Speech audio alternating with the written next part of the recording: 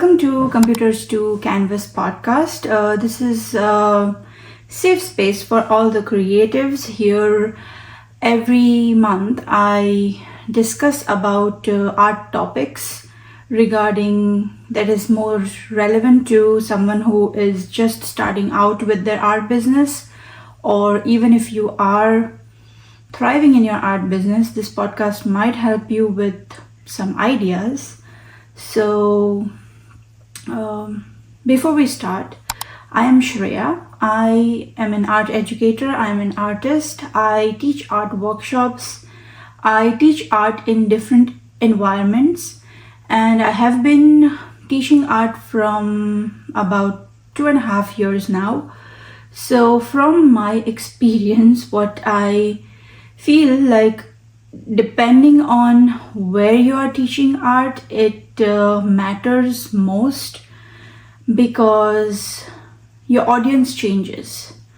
So today's podcast is about getting into the nitty-gritty of teaching art, how it depends on, especially it depends on where you are teaching it, because depending on where it is and depending on the format of your teaching, your audience changes.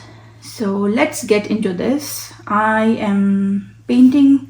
I have to prep a flower vase for my upcoming workshop. So I will be working on that while I am recording this podcast. First, teaching art is more about passion. Not everyone loves to teach art. It doesn't mean you're not a good artist. It's just that you love to paint but you don't like to teach, and it's fine. But for the people who love to paint, who love to create art and also teach art, this might be a useful podcast because I'm going to discuss three major areas where you can teach art. There are 100% other areas, but these are the three major areas where you can teach art, and then depending on where you are teaching it, your teaching style will differ. So the first teaching environment that I'm going to talk about is paint events. In casual paint events. So paint events are a very casual, fun, loving, more friends hangout kind of teaching environment. Second is a little bit structured, but it's a semi-casual vibe. If you're teaching it in art classroom, it can be anywhere. It can be your own art school. It can be in a school where you're teaching art. It can be in a university where you're teaching art. It's a semi-casual structured vibe. And then the third one is the art schools where the focus is intensely on learning art. So depending on where you are teaching, your teaching method differs, your techniques differs, your aim to achieve the results differ. So let's start with the first segment, teaching at paint events. So teaching at paint events are more party approach. You might have attended some of the paint events, maybe you might have been to one, and it's more of a fun setup where you either meet in a restaurant or a winery or a casual setup like that, where there is some music playing in the background. You have some food, some alcohol, maybe some drinks on your table, along with your paintbrushes and your canvases.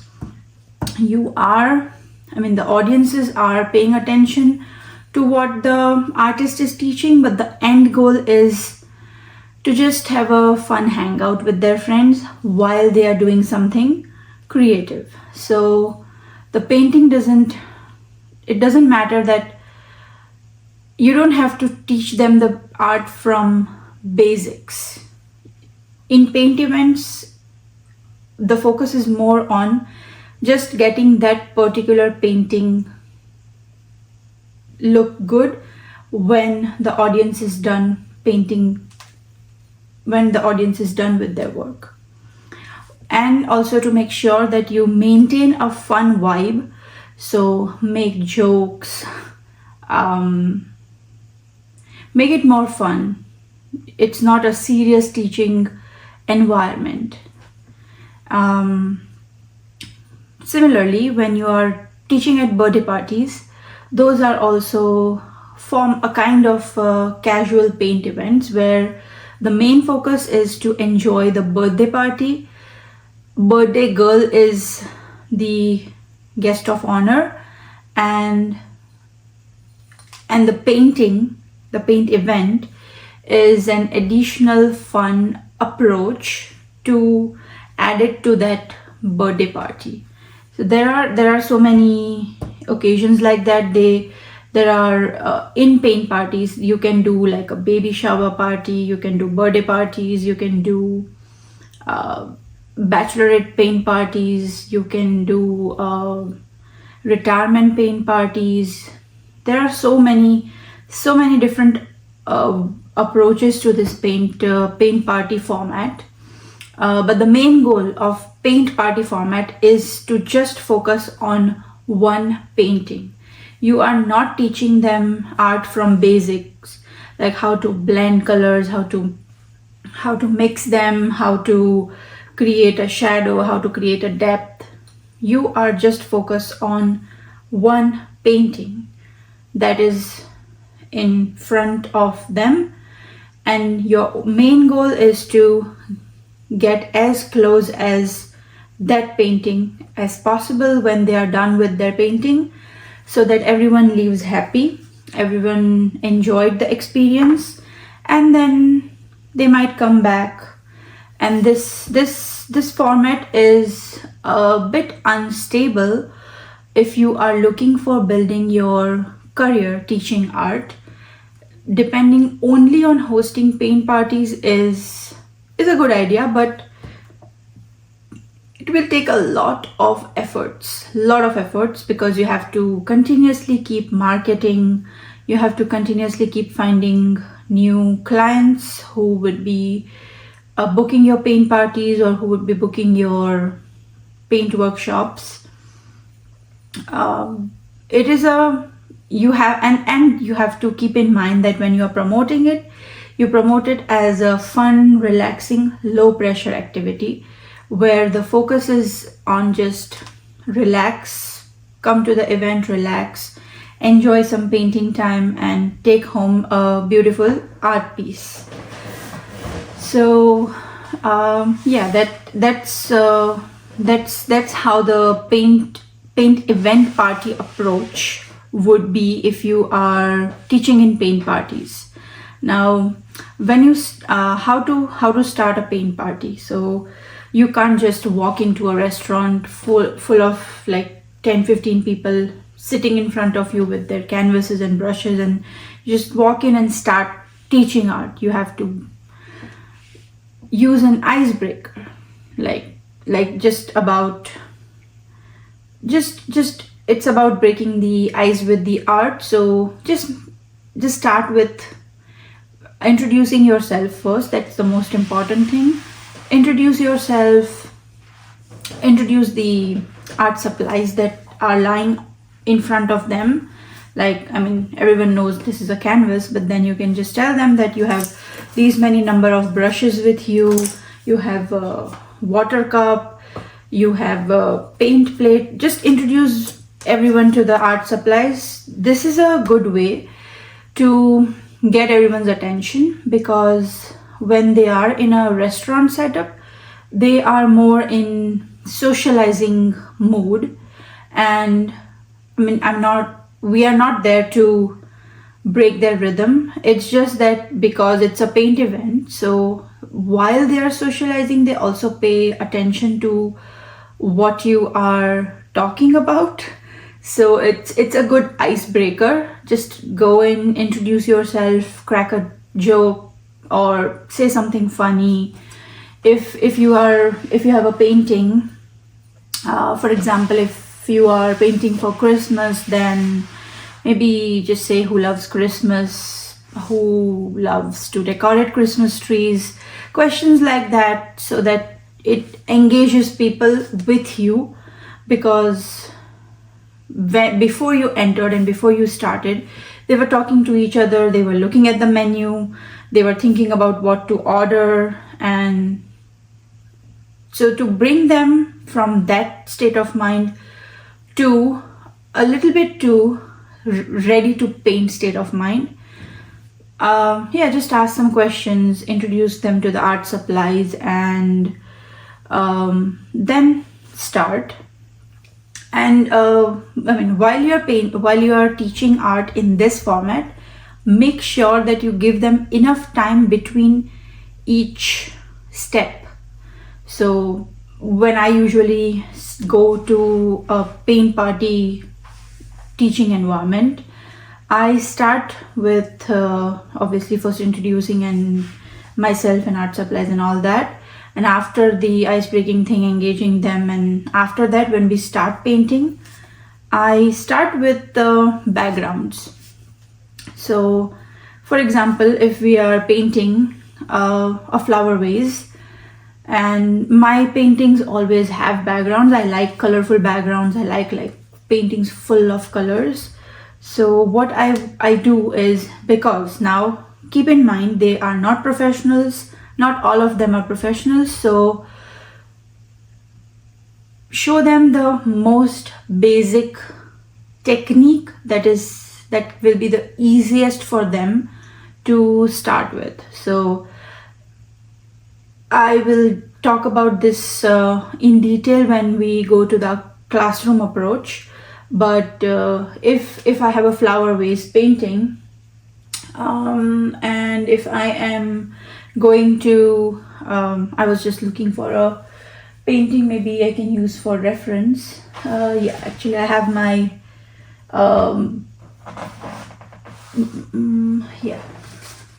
this painting.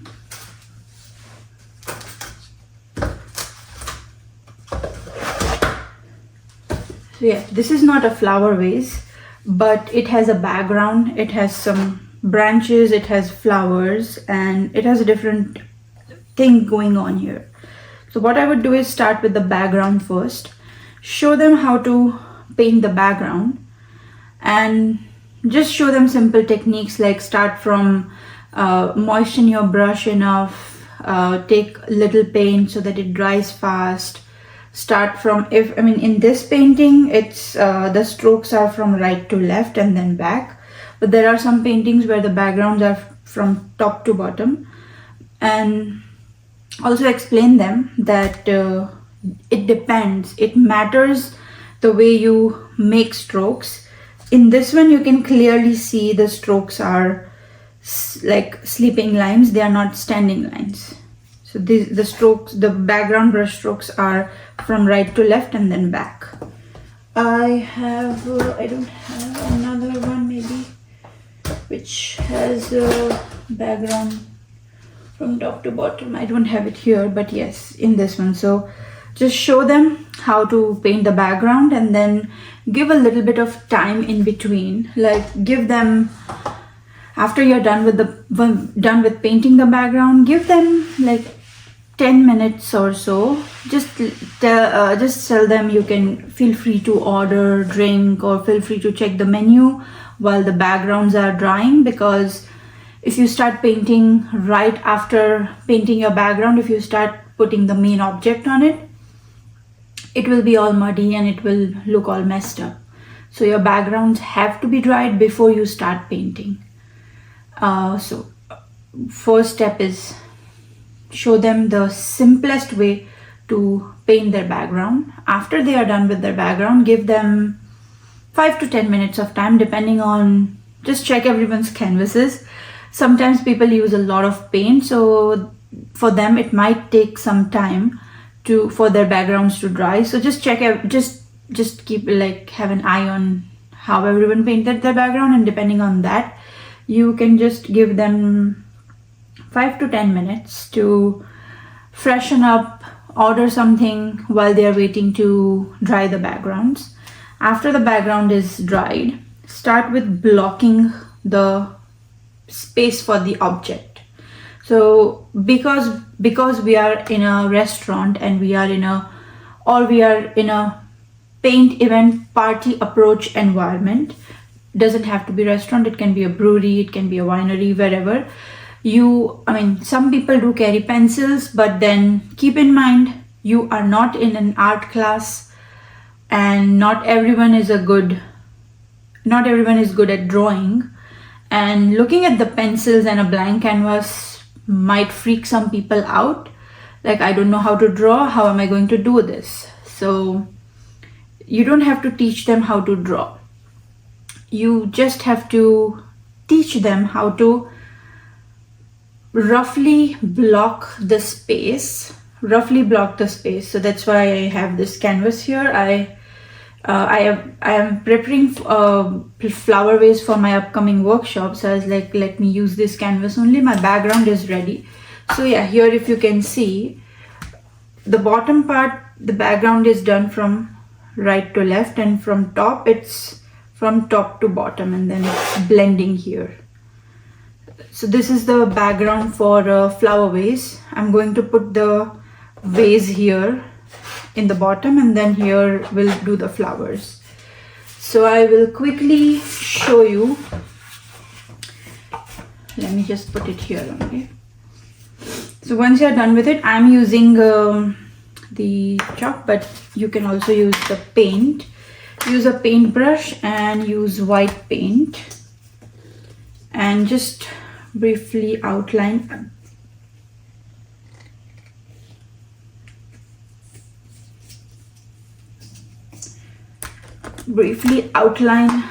Where the vase will be.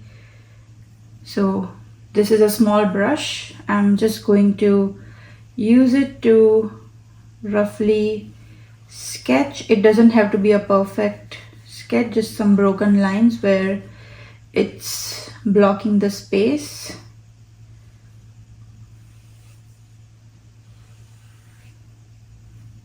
Right now, because I have been doing this for a very long time, and also while you are making this outline, make sure to remind them that you have been doing this for a very long time. So do not compare their outlines with your outlines, because those will be for sure different, and there is no right or wrong here.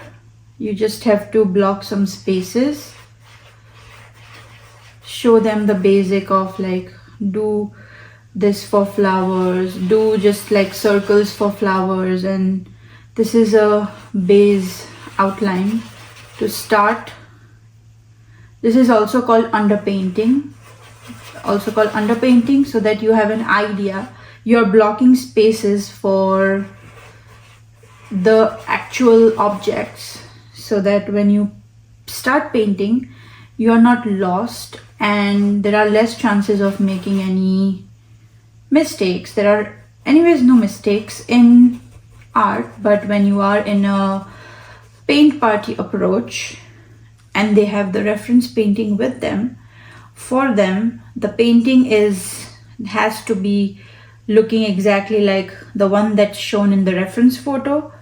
So just make sure that you give the guidelines that resembles as much of the reference photo as possible.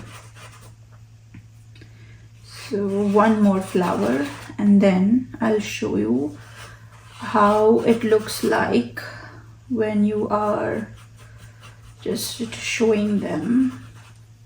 So yeah, nothing fancy, just outline with white. That's all. This is not your final painting. We will be putting actual colors in this, but yeah, that's how you start. start with the base. This makes your life way easier because now you know where your painting is going, you know where their painting is going, and they also know where their painting will be going. And at this stage, if they mess up with shape of the vase or anything, you can just go to them and ask them if they need any help, and then you can fix the shape. So after this step, all they have to do is fill in colors, which is not a rocket science. This step changes the game because you kind of drew it with a small paintbrush and white paint, and now all they have to do is fill paint in this shape, fill paint in this shape, fill here, and then make some flowers. It is as easy as it sounds right now. So yeah, do this step, it's important. And I am not going to complete this painting. This was just to show you like how to make the outlines without using pencil, and this is an easy way, because this kind of gives you an idea of what your painting will look like after you put colors on it. And after this step, also just take like 5 minutes for this white background to dry, white outlines to dry, and after they dry, you can start putting in colors. So I'll just move on. I'm not here to teach you how to teach paint parties. This is just some basic techniques that I use, and I'll record a podcast separately on a very detailed steps on how to teach in paint parties that might help you if you are thinking about doing it full time or doing it just for fun, for side hustle. So I'll stop here at this step, and then you go forward from there, teach and complete the painting. So that's how it is in the paint party approach. Now let's move to the structured but semi-casual art classrooms. This can be your summer camps, like your kids summer camp classes or your regular kids after school kids art classes. These are the example of structured but a semi-casual vibe. And in this approach, the kids are there to enjoy the art process, but at the same time their parents expect you to teach them art. So in this approach, in this semi-casual vibe art classroom approach, where you're mostly teaching kids, or it can also be like an adult art class, where in this format it's not just a one class go thing. It's a long term, like it's a 2 months long class schedule, or it's 3 months long, 6 months long. It's a term. It's not just one class, just like paint parties. It's not like they attended your one paint event and then done. They might come back to another one, they might not. So the paint events are more ongoing thing, more not so stable approach. But this art classroom approach, it's a more stable approach, because once someone enrolls for your class, you are sure they are coming to the class for next month or next 2 months, or how long the duration of class is. So this is more stable approach, and the benefit of this approach is you don't have to keep promoting yourself, marketing yourself to look for new art students or art participants every day. Once someone enrolled for example, if you're teaching an acrylic art course that's 3 months long, once 10 students enrolled for your acrylic course that is 3 months long, so now you're for sure that they are enrolled for 3 months, so you're good for 3 months, and then you market yourself, you find new students, or there are chances that if you are teaching beginners level acrylic course, intermediate level, master level, if someone signed up for your beginners level acrylic course, they learned a lot, they enjoyed their experience, they will 70% of the time re-enroll for your intermediate and master level class and any other classes that you're offering, depending on their interest level. But yes, but to start with, you are for sure that they are coming for 3 months. So that gives you a little bit of more stability in terms of your income, in terms of marketing also. You are not constantly worried about marketing your classes, marketing your workshops, finding new students for every workshop. That kinds of give you a little bit stress relief. So that's a good thing about this semi-casual art classroom approach. And now the teachings, coming back to teaching style. So if you are teaching in art classroom, semi-casual art classroom approach, then here basics matter. So you start with teaching them, even if you have to how to hold their canvas. From that basic level you start teaching them, and then step by step you take them to the beginner intermediate level. So by the time they are done with your 3-month course, or they are done with your 1-month course, they have a skill set with them that they can use to create on their own. They know the basics of how to choose color, how to prepare your canvas, how to paint different types of backgrounds, not just one. They know how to create a foggy effect, they know how to paint clouds, they know how to paint objects that look more realistic. So with that they earned a skill set by enrolling in your course. So that is the main agenda of your semi-casual art class approach. And so in this approach, you can't be all fun giving vibe. You have to be more into knowledge giving vibe. You have to be more in your teaching mode than compared to paint party. You have to be partially in your teaching mode and partially in fun loving activity creating mode. But here it's a relief that you don't have to continuously crack jokes, and you don't have to worry about making sure that it's still continuing as a paint party and it has not turned into an art class. Because if people feels that it has turned into an art class, that's not going to be fun.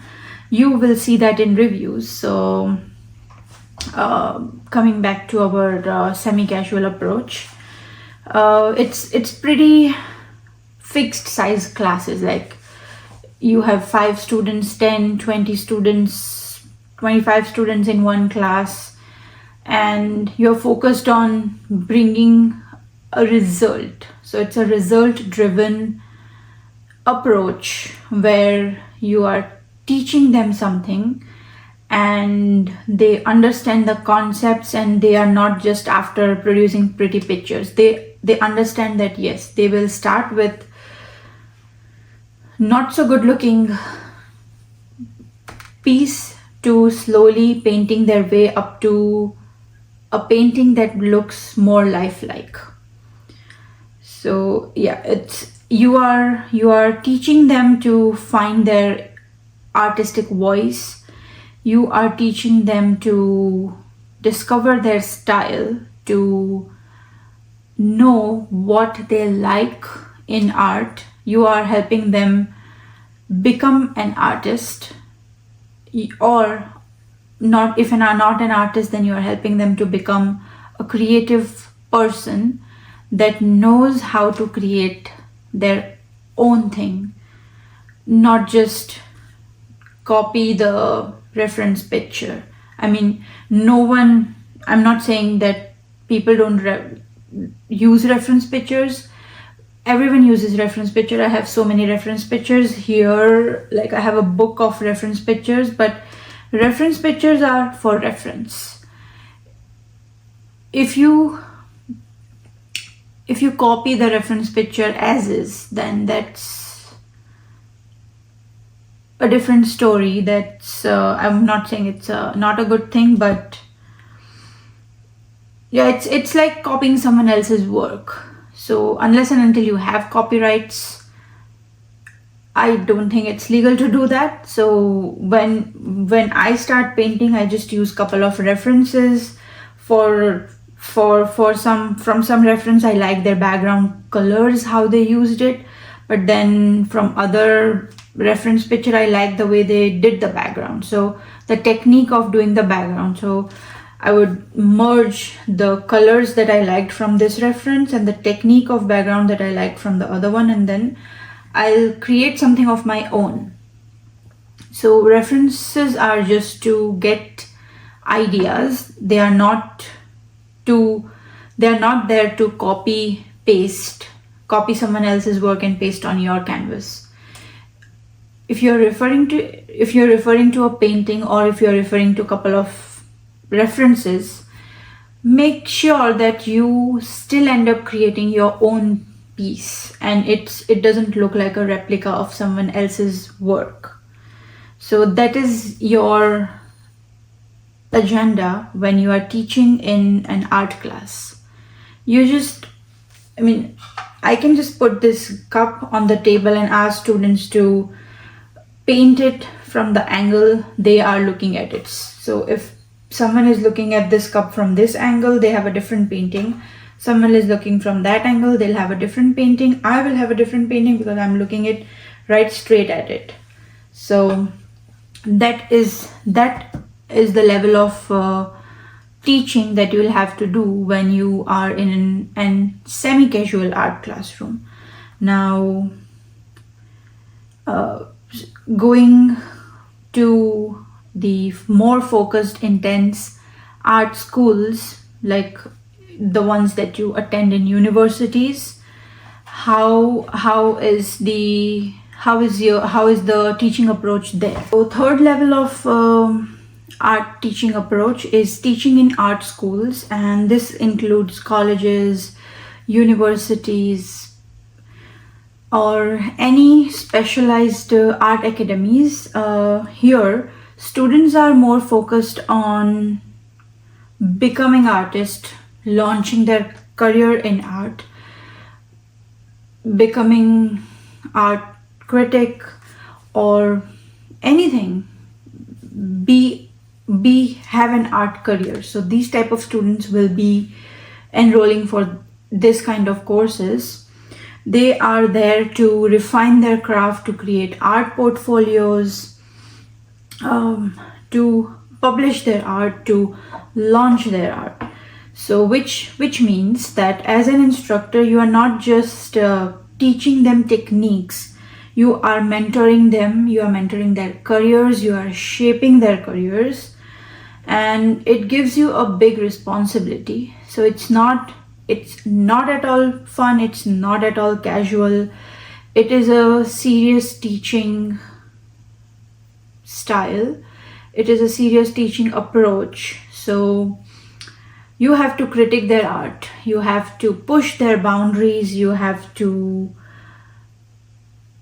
push them to keep doing better, to keep making better art, because they are there to have an art career and it's not just a hobby or just a one workshop thing. So you have to challenge them to think strategically, to think conceptually, to along with thinking creatively, to think out of the box, to be creative, to be expressive. So you're not just teaching them technique, you are introducing them to theory, to the basic concepts, to where art started, to why people do art, to everything that will help them see the art and not just look at it.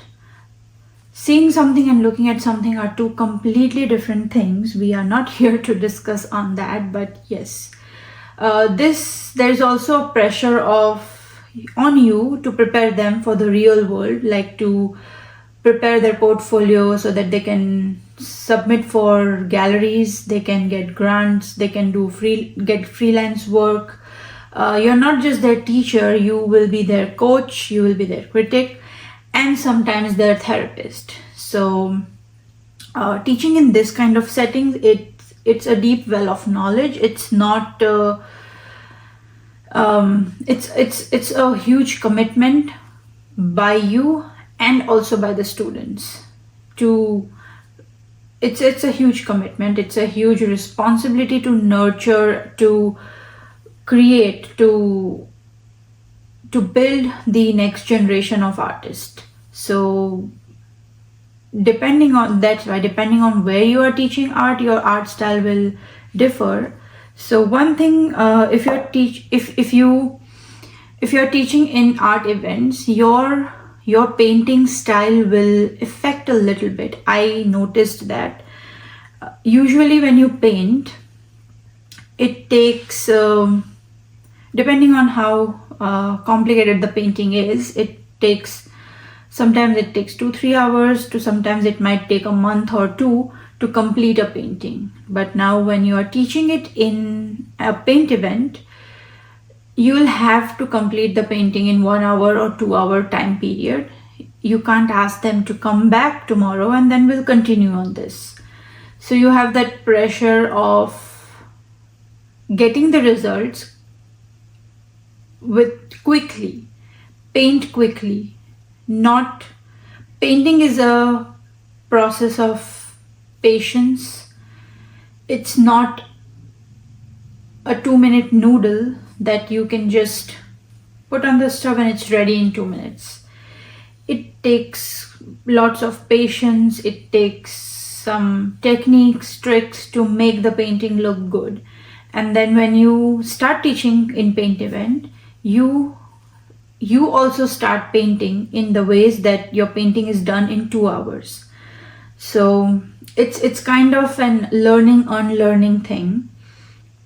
You taught yourself to paint this. For example, this vase painting that I'll be doing, if I do it in my own time for myself, I'll take at least 10 to 15 hours to complete this painting. But if I'm teaching it in an art event, I have to complete it in 1 to 3 hours.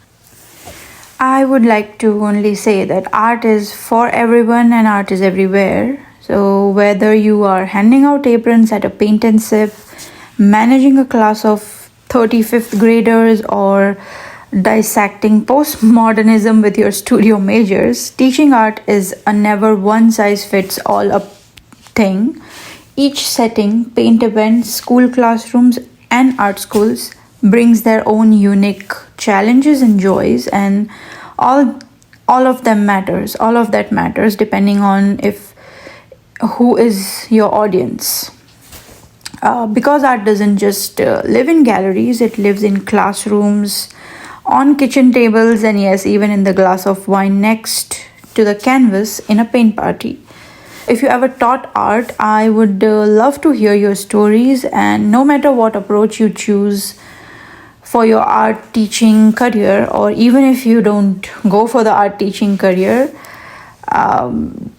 do feel free to share what made you fall in love with art, what made you pull your hair out and start painting. Let's keep the conversation going. Comment below your experiences with art. If you are teaching art, how your experiences have been. If you have anything new to share that I didn't cover in this podcast.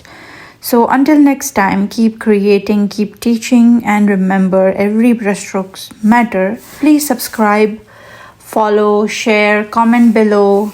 Thanks for watching.